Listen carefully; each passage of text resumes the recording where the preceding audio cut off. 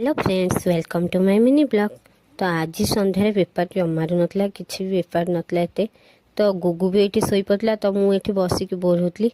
किसी समय पर गोटे मसिकिया सौदा चिठा आसला। तो मुझे सौदा सब रेडी कर आपण मैंने भावुथे गुगु कौन पर दुकान शोच, कारण आम घरे कहीं रुहतनी से मुझे सब बेले दुकान को नहीं आसे। एठी से शुए, एठी पाठ पढ़ा और एठी ही मुझे खुआई पियाई रखे दिन भरी आ राति जहाँ सी स्कूल ट्यूशन जाए आ बाकी समय मो पाखे दुकान ही रुहे। तो ये सौदा चिठा रेडी हो गला। या भितर डेली कलेक्शन वाला आसी पहुँची गले। मुझे पैसा पेमेंट कर डेली कलेक्शन है सी आमको लोन रे किसी पैसा देते पैसा माल दुकान भर्ती कर। तो सबुदिन किस्ती आखिर दे दिए ये भाया पेमेंट करी दुकान चलती। गुगु को ये उठाऊँ खावाई छुआटा शोई केत उठुनी। या भितर लोक गोटे गोटे आसुँच दौर।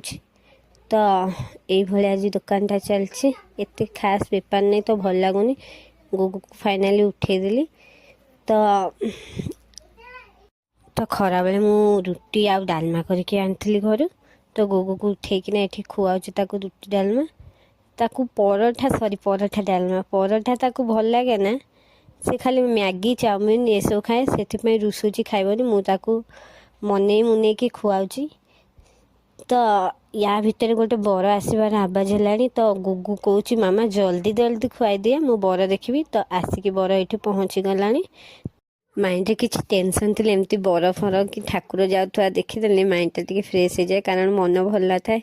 तो बाजा साउंड आउ कि भिन्न प्रकार लोक देखिले नाच गीत तो मनटा आपे आपे भल हो जाए। तो ये गुगु बर देखुची मु दुकान बेपार चलती आ बर एपटे जाऊँगी। आज सन्ध्या किसी एपरी थी भिडटी भल